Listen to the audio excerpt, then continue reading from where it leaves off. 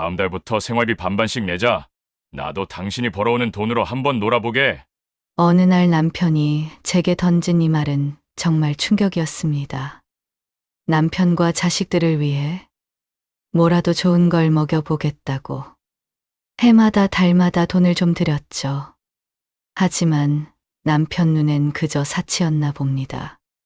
은퇴 후에는 아껴야 한다면서 불같은 눈으로 제 씀씀이를 감시하기 시작했죠. 결국 남편은 제게 생활비 반반을 요구하면서 월 150만 원 이상을 벌어오라고 했습니다. 처음엔 쉬울 줄 알았어요. 하지만 평생을 전업주부로 살아온 제게 일자리는 생각보다 쉽지 않았습니다. 아이돌 보미로 활동하며 벌어들인 돈은 남편이 원하는 생활비 반에는 턱없이 부족했죠. 당신이 보태는 만큼만 나도 보탤게. 그 말과 함께 남편은 점점 생활비를 줄여나갔고, 저는 아르바이트 비용을 모두 생활비로 썼지만 결국 제 손에는 아무것도 남지 않게 되었습니다. 그러다 임플란트를 하게 되면서 문제가 터졌습니다. 당장 치료비 400만 원이 필요한데 남편은 그 돈을 빌려줄 수도 없다는 겁니다. 아픈 건 상관없다며 나가서 돈을 벌어오라는 남편. 그 말에 치가 떨리더군요. 생활비 통장에 돈이 턱없이 부족하잖아. 어서 채워 넣어야지. 결국 저는 남편의 닥달을 더는 견디지 못하고 황혼이혼을 요구했습니다. 그러자 남편은 연금을 포기하며 5억 원의 재산 분할을 해주겠다고 했죠. 5억 원. 그 정도면 노후 걱정 없이 행복하게 살 수 있을 것 같았습니다. 신축 오피스텔에서 호기롭게 새로운 출발을 한 저는 그저 평온한 나날만을 꿈꿨습니다. 멀리 타국에서 결혼해 사는 딸, 사업이 잘 풀려 승승장구하던 남동생, 치매로 고생하시는 친정엄마를 위한 프리미엄 요양시설까지, 그리고 언제나 눈에 밟히던 귀여운 손녀의 장난감까지 5억 원을 가진 제겐 아무것도 문제될 게 없어 보였습니다. 하지만 모든 일은 한꺼번에 터지기 시작했습니다. 과연 저는 옳은 선택을 한 걸까요? 여러분의 생각을 알려주세요. 이야기 시작 전 구독과 좋아요 부탁드립니다. 안녕하세요. 저는 64살 박상희입니다. 올해도 어김없이 송이버섯을 주문했어요. 매년 믿고 주문하는 곳이 따로 있었습니다. 오늘 택배로 도착하는 날이었죠. 갈색 우산을 쓴 듯한 모양새가 얼마나 시하던지. 향을 맡아보니 흙냄새와 소량이 코끝에 전해졌습니다. 역시 참 잘 골랐다 싶어서 다음 해에도 부탁한다는 후기를 보냈어요. 버섯을 꺼내 조심스럽게 씻었어요. 키친타올로 물기를 닦고 도톰하게 썰어서 팬에 올렸죠. 버터를 두르니 지글지글 소리와 함께 고소한 향이 집안 가득 퍼졌습니다. 거실에서 TV를 보던 남편이 코를 벌름거리며 주방으로 왔어요. 남편이 젓가락을 들더니 뭘 굽는 거냐고 냄새가 좋다고 했죠.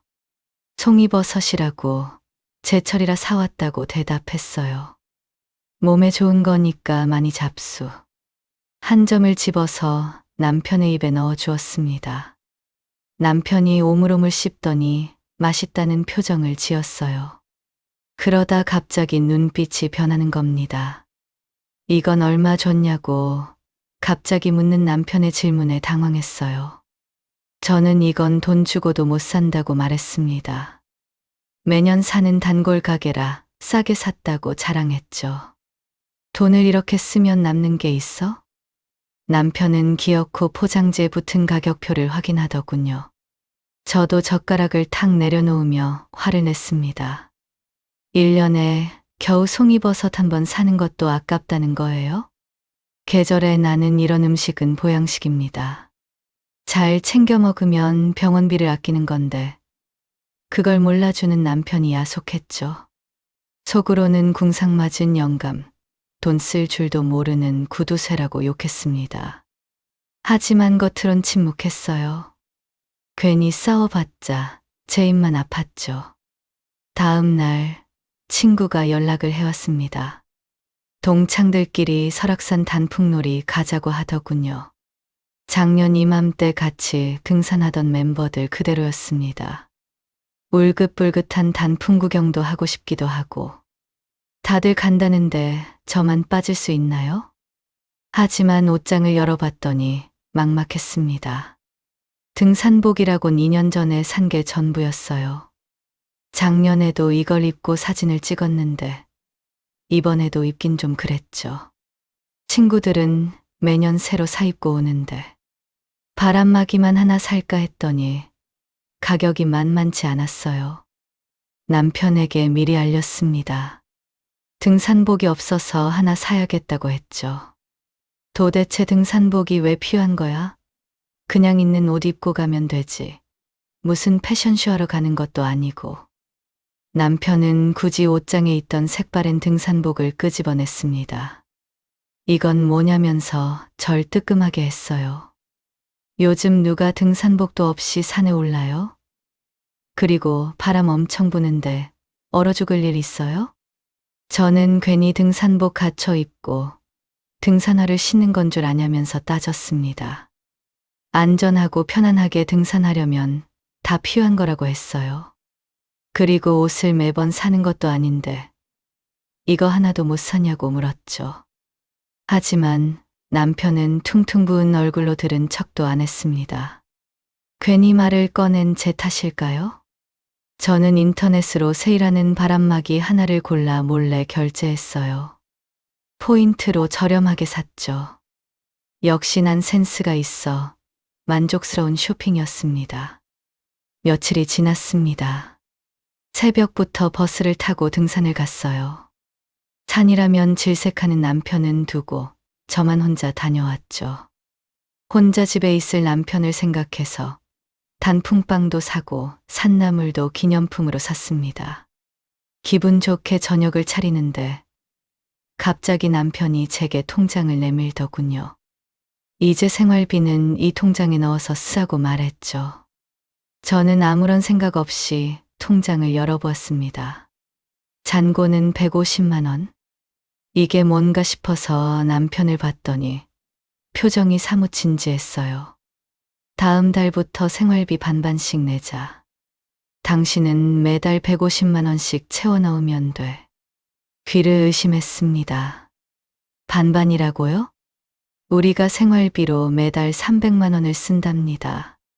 저더러 그 반인 150만 원을 매달 벌어오라고 했어요. 남편이 매달 연금을 250만 원씩 받는데 나보고 지금 일하라는 거냐고 따졌죠. 당신도 평생 놀았으니 이제 돈 좀 벌어봐. 나도 좀 쉬어보게.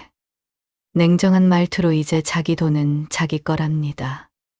눈앞이 캄캄했어요. 치사했죠. 저도 집에서 살림하고 자식 키우면서 열심히 살아왔는데 평생을 놀았더니 무슨 말도 안 되는 소리를 하나 싶었습니다. 남편은 당장 일자리를 알아보라더군요. 제가 생활비를 입금하지 않으면 자기도 더 이상 생활비를 주지 않을 거라고 했죠. 자존심이 상했습니다. 다 늙어 돈을 싸서 짊어지고 다닐 것도 아니고 쓸 때는 쓰자는 건데. 남편이 야속하기만 했어요. 다음 날 아침 일찍 옷을 차려입었습니다.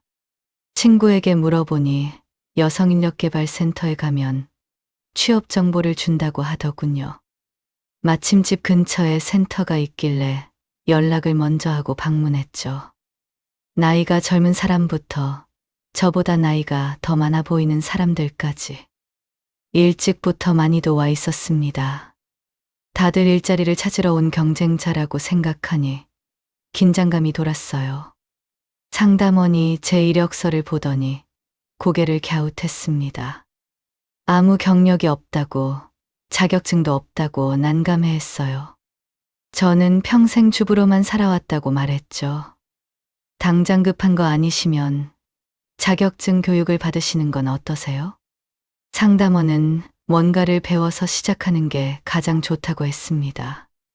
어떤 게 있냐고 물으니 제 나이에는 주로 요양보호사, 바리스타, 정리수납 전문가 자격증 등을 배운다고 했어요.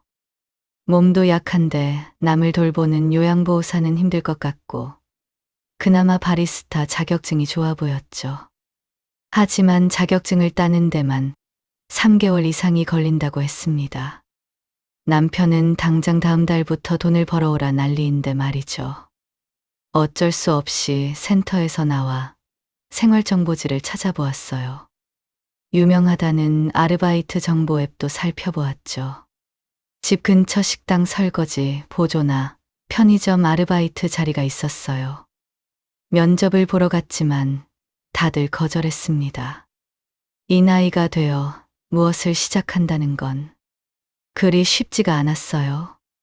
녹초가 되어 집에 돌아왔습니다. 아들한테서 연락이 왔어요. 저는 남편이 생활비를 반반 내자고 했다면서 하소연했죠. 갑자기 150만 원을 무슨 수로 벌어오라는 거야? 가뜩이나 손이랑 무릎 관절도 시원찮아 운동도 하기 힘든 상황이라고 말했습니다. 그리고 평생 내가 놀았다는데 그게 말이 되냐고 했어요. 아들은 아버지가 갑자기 왜 그러시는 거냐면서 제 편을 들어주었죠. 제가 시어머니를 모시느라 힘들었던 걸 아들은 기억해 주었어요. 역시 아들밖에 없다 생각했습니다. 생활비를 지금보다 아껴 쓰시면 좀 누그러지지 않으실까요? 저도 아들의 말에 동의했어요. 제 씀씀이의 남편은 뭔가 불만이 있는 거겠죠. 저도 이해는 합니다. 앞으로 생활비를 좀 더 아껴 써야지 다짐했습니다. 그런데 아들의 마지막 말에 또 갈등이 생겼어요. 손녀의 생일이 당장 다음 주라고 했죠. 다른 때 같으면 신나게 손녀의 생일 선물을 고르고 용돈도 챙겨주었을 겁니다. 하지만 이번에는 확실히 부담스럽더군요. 마트에 가서 5만 원 이하의 장난감을 고르려고 노력해봤죠. 손녀가 좋아하는 캐릭터 장난감은 살 수가 없었어요. 무슨 손바닥만한 게 죄다 10만 원이 넘는 가격이었습니다. 도대체 뭐가 이렇게 비싸죠? 제가 백날 아끼려고 드는데도 물가가 이렇게 비싼데 여기서 뭘 어떻게 더 아끼라는 건지 사실 잘 모르겠어요. 결국 강아지 인형 하나를 사서 계산을 했습니다. 속상했어요. 손녀가 좋아하는 걸 뻔히 아는데도 가격 때문에 사질 못했죠. 남편 말대로 제가 돈을 벌어야겠더군요. 눈에 넣어도 아프지 않은 손녀가 원하는 걸 모두 다 사주고 싶었습니다. 며칠이 지났어요. 친구가 과수원을 하는데 올해 사과가 맛있다며 제게 연락을 해왔죠. 흔쾌히 사겠다고 했는데 문제는 생활비였습니다. 이번 달 생활비가 벌써 바닥이 났더군요. 마음 같아서는 몇 박스를 사서 각 집집마다 돌리고 싶었습니다. 친구니까 몇 상자 팔아주고 싶은 생각도 있고 아들과 친정에 맛있는 사과를 보내면 얼마나 좋아할까요? 슬쩍 남편에게 생활비를 조금 더 줄 수 있냐고 물었죠. 가계부 가져와 봐. 지금껏 뭐에 얼마를 썼길래 남는 게 없어? 그럴 줄 알았습니다. 저는 이제 아들한테 사과를 보내는 것도 아깝냐고 따졌어요. 이번 달엔 경조사가 많아서 그렇지 허튼데 쓴 건 없다고 했습니다.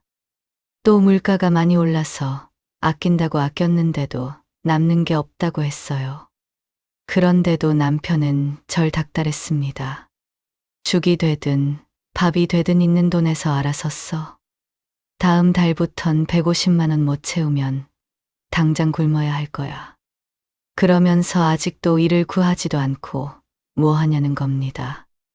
아이고, 그놈의 150만 원 내가 벌어온다 벌어와. 저도 남편의 말에 점점 화가 났습니다. 오기가 생기더군요. 다음 날부터 열심히 뛰어다녔습니다. 특히 지금 일을 하고 있는 친구들한테 도움을 청했어요. 마침 친구 하나가 유치원 등하원 도우미 일을 하고 있다고 했죠.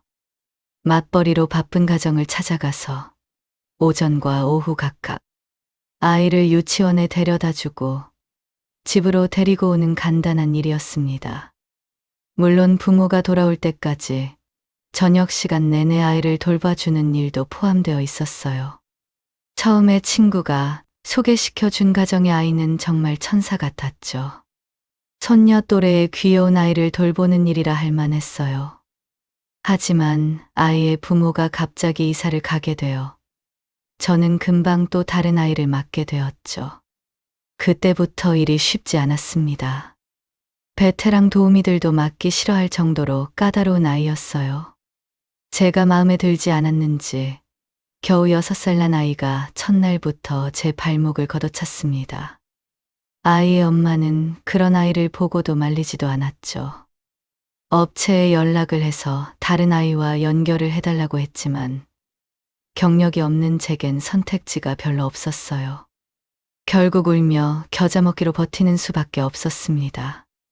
아이는 매일 악을 쓰고 생떼를 부리기가 일쑤였고 아이의 부모는 끝까지 모른 척 했어요. 매일이 멍자국의 스트레스였습니다. 그렇게 한 달이 지났어요. 설레는 마음으로 수입을 확인했습니다. 일이 힘들긴 했지만 제가 스스로 번 돈이라 그런지 뿌듯했어요. 하지만 입금된 수입은 100만 원이 채 되지 않았죠. 150만 원은 거뜬히 받을 줄 알았는데 의아했습니다. 소개업체에 연락을 했더니 수수료가 있다며 몰랐냐고 묻더군요. 보험료와 관리비, 세금을 제하면 그 금액이 나온다고 계약할 때 다 설명을 했다고 했습니다. 그 말을 듣고 다시 제가 쓴 돈을 계산해 보았어요. 아르바이트 중간중간 아이 간식비, 교통비, 커피 한 잔씩 사 먹은 돈, 편하게 입을 옷을 산 구입비 등. 일 때문에 자질구레하게 쓴 비용도 꽤 되었죠. 결국 진짜 수입은 70만 원 남짓이었어요. 식탁에 앉아서 계산기를 두드리는데 한숨이 나왔습니다. 이러다간 병원비가 더 나오겠네. 아이들을 쫓아다니고 놀아주느라 몸을 움직였더니 여기저기가 아프기 시작했죠. 정말 배보다 배꼽이 더 큰 상황이 될 것 같았어요. 저는 남편에게 지금부터라도 생활비를 아껴 쓰겠다고 말했습니다. 돈 벌기가 어렵다는 당신 말이 다 맞는 말이라고 했어요. 일을 그만두고 생활비를 아껴 쓰며 지내겠다고 했죠. 그럼 다른 일을 구해야지. 당신 노는 꼴은 못 봐. 남편은 정색하면서 다른 일을 알아보랍니다. 그러면서 정확하게 생활비 반을 채워 넣으라고 했어요. 그 말에 서운해서 눈물이 핑 돌았지만 꾹 참았습니다. 남편에게 저는 더 이상 인생의 동반자가 아닌 것 같았어요. 생활비를 정확하게 계산해서 함께 살고 있는 남보다 못한 사이처럼 변했죠. 어디서부터 잘못된 건가 싶었습니다. 다음 날 아침 다시 새로운 일자리를 알아봐야 했어요. 아이돌봄이 아르바이트로는 도무지 남편이 원하는 금액을 맞출 수가 없었으니까요. 몸살이 난 건지 으슬으슬 몸이 떨려오는데도 나가볼 생각이었죠. 남편은 아침부터 여유롭게 신문을 보고 있었습니다. 점심은 해놓고 가지 않아도 된다며 생색을 내더군요.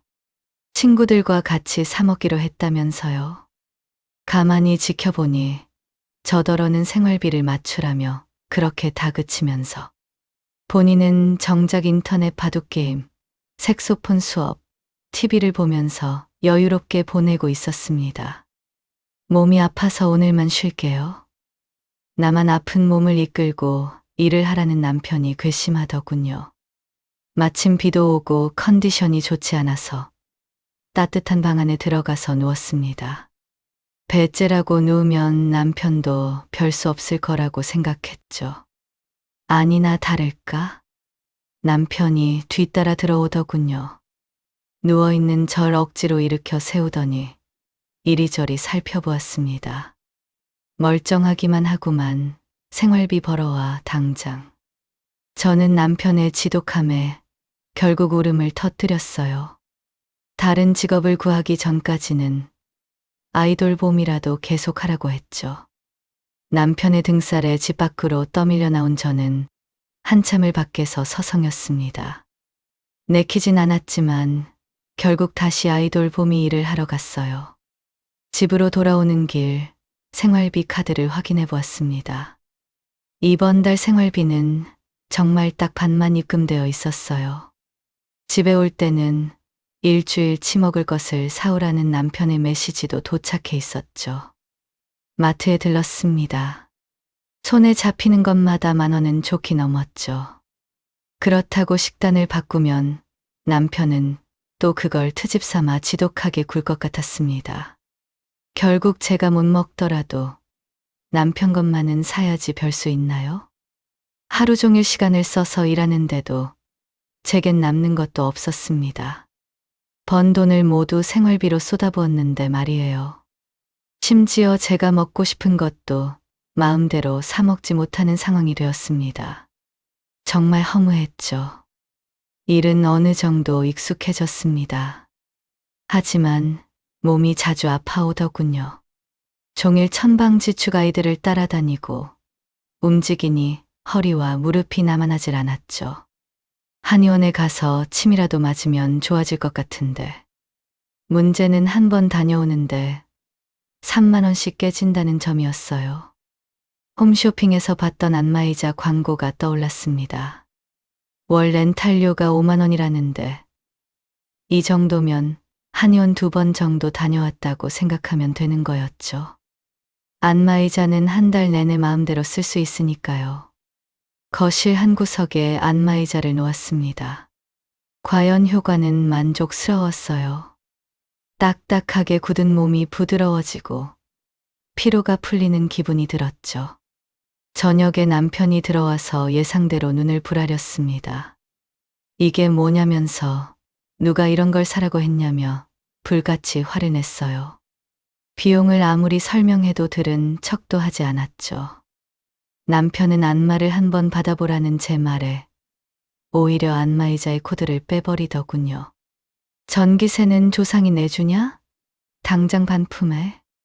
저는 순간 울컥했습니다. 달에 50,000원 정도는 제가 벌어서 낼 테니 상관 말라고 했죠.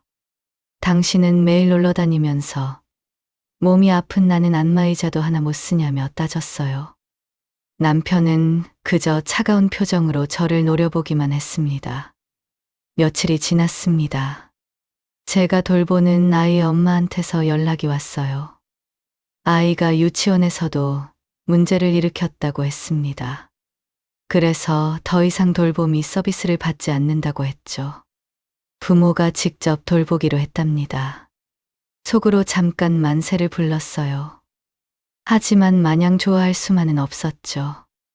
돌보는 아이가 없으니 당장 수입이 끊기게 생겼습니다. 생활비가 줄어들 거라고 하면 또 남편이 얼굴을 붉힐 게 뻔했죠. 지금도 저는 숨만 쉬고 살고 있습니다. 여기서 더 이상 씀씀이를 줄일래야 줄일 수도 없었어요. 업체에 새로운 아이를 소개시켜달라고 이야기해 두었습니다. 하지만 시간은 자꾸만 흘러갔고 제게 배정되는 아이는 없었어요. 초조했죠. 생활비를 아끼느라 밥에 물을 말아서 총각김치로 대충 때우고 있었습니다. 남편은 자기 혼자 뭘 그리 맛있는 걸 먹으러 다니는지 얼굴이 번드르르 했지만요. 서로 함께 식사를 한 지도 꽤 오래되었죠. 밥을 먹다가 갑자기 이가 엄청나게 아파왔어요. 손으로 입안을 더듬어 보니 이가 흔들렸습니다. 거울을 보니 앞니옆 어금니가 반쯤 빠져 있었어요. 느낌이 심상치 않았어요. 바로 치과에 달려갔습니다. 엑스레이를 찍었더니 상황이 심각하다고 했죠. 임플란트를 해야 하는데 그 비용이 자그마치 400만 원 정도랍니다. 숨이 턱 막혔어요. 보험은 안 되냐고 물었더니 만 65세부터 적용된다고 했습니다. 저는 64세. 딱 1년이 모자랐죠. 결국 진통제만 처방받아서 나왔습니다. 치과문을 나서는데 눈물이 핑 돌았어요. 당장 이 목돈을 어디서 구할지 막막했죠. 집으로 돌아오자마자 남편은 절 불러 세웠습니다. 생활비 통장에 돈이 턱없이 부족하잖아. 어서 채워 넣어야지. 저는 지금은 아이에게 사정이 생겨 돌보미 일을 잠깐 그만두었다고 말했어요. 게다가 이까지 아파서 400만 원의 치료비가 필요한 상황이라고 했죠. 그걸 왜 나한테 말해? 그 400만 원은 당신이 알아서 해야지. 각자의 몸은 스스로 책임지자면서 언제까지 자기가 돌봐야 하냐고 했습니다. 어떻게 그런 말을 할 수가 있죠? 단순히 생활비가 아니라 제 치료비잖아요. 그런데 제 수중에 땡전 한 푼도 없다는 걸 알면서도 알아서 하라니. 그건 정말 제가 어떻게 되든 아무 상관이 없다는 말이나 다름없었죠. 제 건강은 안중에도 없이 돈 때문에 그저 투덜거리는 남편을 보니 저 역시 정남이가 떨어졌습니다. 그럼 치료비는 차차 갚을 테니 좀 빌려달라고 말했어요. 지금 상황에서 아쉬운 사람은 저였습니다. 빌릴 수만 있다면 빌려서라도 이를 치료하고 싶었죠. 그러자 남편은 빌려주면 갚을 수는 있냐면서 빈정대더군요. 고작 생활비 반도 못 채워서 빌빌거리는데 치료비라도 갚을 수 있겠냐고. 기세등등해져서 절 놀리는 남편의 말투에 그동안 꾹꾹 참아왔던 감정이 폭발했습니다. 지금 장난해요? 나도 더는 못 참아. 당장 이혼해요. 당신 같은 사람이랑 도저히 못 살겠어요. 그렇게 돈이 좋으면 남은 인생 돈만 끌어안고 잘 살아보라고 했어요. 평생을 꼬장꼬장한 당신 비위, 살얼음판 같은 시댁 비위 맞춰가면서 살았다고. 저도 그냥 공짜로 놀고 먹은 적은 없다고 했습니다. 그런 제게 고맙다고 말하기는커녕 돈 몇 푼 따져가며 피를 말리니 어떻게 같이 살겠냐고 했죠. 돈 귀한 줄도 모르고 남이 뼈 빠지게 벌어온 돈이나 펑펑 쓰고 다녔으면서. 뭘 잘했다고? 남편은 가만두면 남은 돈을 다 거덜낼 여자라면서 저를 모함했습니다. 기가 막혔습니다. 제가 명품을 사다 모았습니까? 제 주머니를 따로 꿰찼습니까? 그저 자식들과 남편한테 철마다 맛있고 건강한 음식 사다 먹이고 함께 즐겁게 살자는 것뿐인데.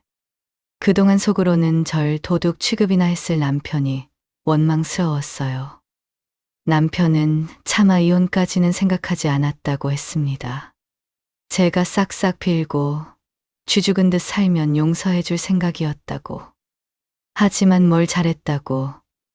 제가 두 눈을 시퍼렇게 뜨고 달려드는 모습이 괘씸했다고 했어요. 그 모습에 이혼하고 싶어졌다고 했죠. 둘 다 결정을 내리고 나니 이혼 절차는 생각보다 빨리 진행됐습니다. 변호사 사무실에서 재산분할 협상을 하는데 남편이 서류를 펼쳐놓고 말했어요. 강원도 땅 3억은 아버지한테 물려받은 특유재산이라 자기 거라고 했죠. 그럼 뭘 준다는 거냐고 물었더니 아파트와 예금을 반반 나누자더군요. 지금 있는 7억 원을 반반 나누면 각각 3억 5천만 원을 갖게 되는 상황이었죠. 하지만 변호사가 계산기를 두드리며 설명했어요. 연금도 분할 대상이라고. 남편 연금 250만 원의 절반인 125만 원을 매달 받을 수 있다고 했습니다. 제가 만 65세가 되는 1년 후부터라고 했죠. 그러자 남편이 제게 제안했습니다. 연금 포기하면 현금 5억으로 줄게. 순간 머릿속에서 계산이 돌아갔어요. 매달 125만 원 연금이라니 솔깃했습니다. 하지만 남편이랑 계속 엮여 있어야 한다는 거잖아요. 매달 자기 돈을 또 타섰으니 어쩌니 타령하며 연락하면서 싸울 게 뻔했죠. 그냥 5억으로 주세요. 당장 목돈으로 받는 게 차라리 나아 보였습니다. 무엇보다 남편과의 인연을 완전히 끝내고 싶었어요. 친구들은 당장 저희 이혼 기념 파티를 열어주었습니다. 세상에, 임플란트 비용을 못 주겠다고 싸워서 이혼하는 경우는 세상에 없다면서 제 속을 후련하게 해줄 말들을 골라 하더군요. 그런 남편이라면 차라리 없는 게 낫다며 제 편을 들어주었죠. 전 남편 흉을 보면서 제 편을 들어주는 친구들에게 처음엔 기분이 좋았어요. 하지만 친구들은 곧 자신들의 자랑에 여념이 없었죠. 은퇴 후에 남편과 해외여행을 떠난다는 친구, 남편이 뒤늦게 한 사업이 잘 풀려서 사정이 좋다는 친구, 자식이 따로 용돈을 주기 때문에 남편과는 돈 문제로 싸울 일이 없다는 친구까지. 씁쓸했어요. 제가 황혼이혼을 하게 될 줄은 저도 꿈에도 생각하지 못했죠. 그저 가족을 위해서 살아온 것밖에 없는데 두고 봐라 싶었어요. 남편 없이도 앞으로의 노후를 잘 살아낼 거라고 다짐했죠. 일주일이 지났습니다. 통장에 5억 원이 생겼습니다. 큰 돈이었어요. 이 정도면 노후 생활은 걱정할 것이 없을 것 같았습니다. 당장 집을 구하는 게 급선무였어요. 깨끗한 신축 오피스텔을 골랐습니다. 보증금 2억 5천만 원에 월세 50만 원짜리였어요. 여자 혼자 살기 안전해 보였고 무엇보다 새 출발에 어울리는 새 집이었죠. 이제 통장에 남은 2억 5천만 원을 어떻게 굴릴지만 고민하면 되었어요. 때마침 캐나다에서 결혼하고 살던 딸이 연락을 해왔어요. 와, 아빠가 진짜 너무하셨네. 어떻게 그렇게 말할 수 있지? 딸이 제 마음을 알아주는데 눈물이 나더군요. 아빠는 원래부터 구두쇠였다면서 차라리 빨리 이혼해서 다행이라고 했습니다. 한참 수다를 떨던 딸이 갑자기 말을 멈췄죠. 조심스럽게 제게 1억 원만 빌려줄 수 있는지 묻더군요. 전 이유를 물었습니다. 딸은 자기도 캐나다에서 전업주부로 지내고 있다면서 이제 아이들도 제법 크니 사업을 하고 싶다고 했어요. 사업 구상은 이미 끝났다면서 지금 살고 있는 곳에서 멀지 않은 곳에다 숙소를 구해서 홈스테이 사업을 하겠다고 하더군요. 여전히 캐나다엔 한국에서 유학을 오거나 어학연수를 오는 사람들이 많으니 그 사람들을 대상으로 사업을 한다고 했죠. 저는 망설였어요.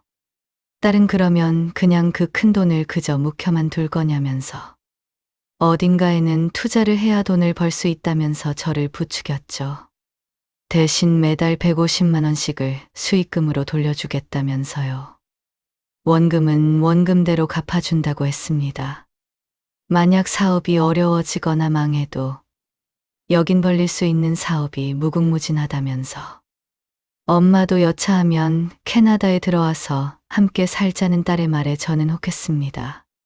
스스로 돈을 벌고 싶어하는 딸의 모습이 마치 예전에 남편과 살던 제 모습처럼 보이기도 했고요. 결국 저는 딸을 믿고 1억 원을 나눠서 송금해 주었습니다. 한 달이 지났습니다. 그동안 미뤄뒀던 임플란트를 할 생각이었어요. 드디어 치과에 예약하고 갔죠. 400만 원이라고 일시불로 하겠냐고 물었습니다. 저는 어떤 망설임도 없이 그러겠다고 했어요. 시술은 생각보다 아팠습니다. 마취가 풀린 후엔 얼굴이 퉁퉁 부었죠. 하지만 치료를 받게 되니 안심이 되었어요. 집에 와서 누워 있었죠. 친정 남동생이 연락해 왔어요. 엄마 요양원을 알아봤다고, 드디어 시설 좋은 곳을 찾았다고 했습니다. 최근에 치매 증상이 심해진 친정엄마를 위해서 시설을 알아보고 있었거든요. 어느 한적하고 경치 좋은 시골 동네에 자리 잡은 요양원은 자리가 잘 나는 곳도 아니라고 했죠. 2인 1실에 식사나 환경 어느 것 하나 빠지지 않는 만족스러운 환경이었습니다. 대신 월 200만 원의 개인 부담금이 든다고 했어요. 조금 비싼 느낌이 있었지만 저와 남동생이 각각 월 100만 원씩을 부담하기로 했죠. 만약 이혼을 하지 않았다면 제가 저 돈을 부담하기란 어림도 없었을 겁니다. 방향제 공장을 하면서 사업이 승승장구하는 동생과는 달리 아무 수입이 없는 전 지금도 약간 부담스럽긴 했어요. 하지만 친정엄마가 편안하게 계시는 게 당장 무엇보다 중요했습니다. 제 명의로 자동이체를 걸어두면 남동생이 제게 매달 돈을 붙여주기로 했죠. 열심히 비용을 계산하는 제게 남동생이 재산이 얼마나 남았냐고 물었습니다. 저는 이제 1억 5천만 원 남짓 남아 있다고 했어요. 안전하게 은행에 금으로 넣어둘까 싶었죠. 남동생은 자기 방향제 공장 사업이 잘 되고 있다고 했습니다. 자기 사업에 투자하라고 장난처럼 말하더군요. 대기업과 계약할 상황이라면서 결과가 좋으면 2배, 그 이상을 가져갈 수 있다면서 말이죠. 솔깃했습니다. 남동생이 돈을 잘 벌고 있다는 걸 저는 누구보다 잘 알았어요. 게다가 젊어서부터 공장을 지어 사업을 하던 남동생은 한 번도 실패를 한 적도 없었습니다. 최근에는 일본에 수출도 늘고 있었죠. 게다가 대기업과 계약이라니. 남동생의 말을 믿고 저는 1억 5천만 원을 선뜻 투자했어요. 그날부터 금방이라도 목돈이 되어 돌아올 것처럼 기대되었습니다. 캐나다에 있는 딸에게서도 매달 돈이 척척 들어왔어요. 사업이 술술 잘 풀리고 있나 봅니다. 전화를 못할 정도로 바쁘다면서 가끔 문자를 남겨두곤 했어요. 제가 말년에 돈복이 있다고 생각했죠. 남동생의 사업까지 잘 된다면 저는 정말 돈방석에 앉을지도 모릅니다. 이제 곧 명절이 가까워졌어요. 아들에게서 연락이 왔죠. 두 분이서 이혼을 하시고 나니 명절에 어디로 가야 할지 모르겠다면서. 그냥 참고 사시지 왜 이혼을 하셨냐면서 아들은 툴툴거렸습니다. 아빠는 가끔 이혼을 후회하시는 것 같아 보인다면서. 더 늦기 전에 지금이라도 다시 이야기해보는 게 어떠냐고 했죠. 저는 왜 참고 살아야 했냐며 물었어요. 아빠가 얼마나 사람을 숨막히게 했는지 아냐고 했습니다. 그동안 생활비를 가지고 사람을 얼마나 괴롭혀왔는데 다시 돌아갈 일은 없다고 했어요. 밥상 하나 차릴 줄 모르는 사람이 이번 제사에 어떻게 하는지 보자고 했어요. 아들은 며느리가 이제 다 자기가 해야 하는 거 아니냐며 벌써부터 짜증을 부린다고 하소연했습니다. 나는 아들에게 조금 미안했죠. 그래서 손녀에게 선물을 주기로 했습니다. 아낌없이 마음껏 제가 사주고 싶었던 그 캐릭터 선물을 골랐어요. 아이들은 금방 마음이 변한다면서 비싼 거 필요 없다고 연신거절했죠. 저는 이제 마음이 홀가분해졌습니다. 눈치 보며 웅크리면서 돈을 쓰던 옛날은 지나갔어요. 손녀의 기뻐할 얼굴을 떠올리니 마냥 기뻤습니다. 이혼한 지 6개월이 지났습니다. 아침에 일어나서 우편함을 확인하는 게 제 일과가 되었어요. 각종 고지서가 빼곡하게 꽂혀 있었죠. 그 중에서도 남동생의 공장에서 온 내용 증명서를 꺼내 들었습니다. 차마 손이 떨려서 제대로 읽을 수도 없는 내용들이었어요. 부도, 채권자 목록, 회수불가. 휴대폰으로 동생에게 연락을 해보지만 없는 번호라고 나왔습니다. 다리에 힘이 풀려 그만 현관에 주저앉았어요. 남동생한테 투자한 제 돈 1억 5천만 원이 그냥 날아간 거죠. 그뿐만이 아니었습니다. 더 큰 문제는 엄마의 요양원 비용이었죠. 매월 200만 원에 달하는 돈을 이제 혼자 감당해야 했어요. 이제 겨우 시설에 적응한 친정엄마를 다른 곳으로 옮길 수도 없었죠. 게다가 제가 사는 오피스텔의 월세와 관리비까지 따져보면 숨만 쉬어도 매월 300만 원이라는 돈이 훌쩍 빠져나갔어요. 당장 오피스텔을 팔려고 부동산에 연락을 했습니다. 그런데 집값이 처음에 들어올 때보다 많이 떨어졌다고 했죠. 이제는 보증금 2억 5천을 주고 들어올 사람이 없다면서 계약 기간이 끝날 때까진 보증금 내주기가 어렵다고 하더군요. 결국 제 유일한 재산인 보증금마저도 야금야금 사라질 위기에 처했습니다. 마르지 않을 것 같은 제 통장이 고작 6개월 만에 바닥을 보였죠. 아들에게 연락이 왔어요. 아빠는 잘 지내고 계세요? 혼자 등산도 다니시고 식사도 곧잘 해 드시더라고요. 명절 제사도 간소하게 차려서 했다고 하더군요. 솔직히 화가 났습니다. 재산 분할을 할 때 5억을 받고 연금을 포기한 걸 뼈저리게 후회했어요. 괜히 감당도 못할 목돈을 받아서 이런 일이 있나 싶었죠. 감감무소식인 딸, 저는 아들에게 혹시 여동생 소식을 들은 게 없냐고 물었습니다. 1억 원을 빌려주고 그래도 2달은 150만 원씩을 꼬박 입금했지요. 하지만 그 이후로 소식이 끊어졌죠. 아들은 잠깐 망설였어요. 그러더니 여동생의 소식도 함께 전해주었습니다. 아니, 최근에 무슨 사업을 벌인 모양인데 그게 잘못되어서 남편이랑 사이도 틀어졌대요. 오빠인 아들에게도 돈을 빌려달라면서 연락이 왔었다고 했죠. 아들은 며느리한테 된통 혼이 나며 여동생과의 연락을 끊었답니다.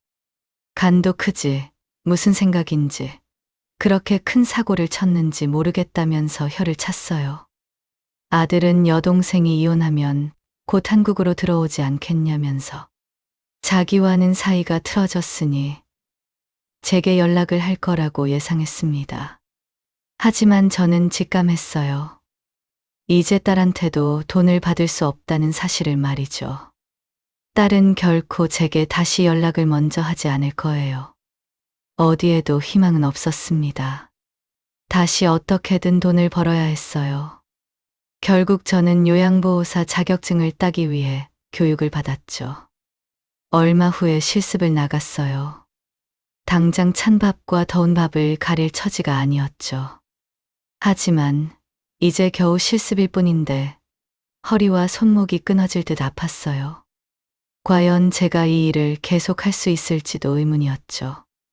오늘도 올케의 번호를 찾아 남동생한테 연락해달라고 했습니다. 올케는 오히려 돈을 좀 빌려달라면서 우는 소리를 하더군요. 전화를 끊고 나서 저는 밀려드는 막막함에 주저앉았습니다. 제게도 다시 웃을 날이 있을까요? 이유 모르게 터지는 깊은 한숨을 삼키면서 오늘 하루를 다시 시작해 봅니다.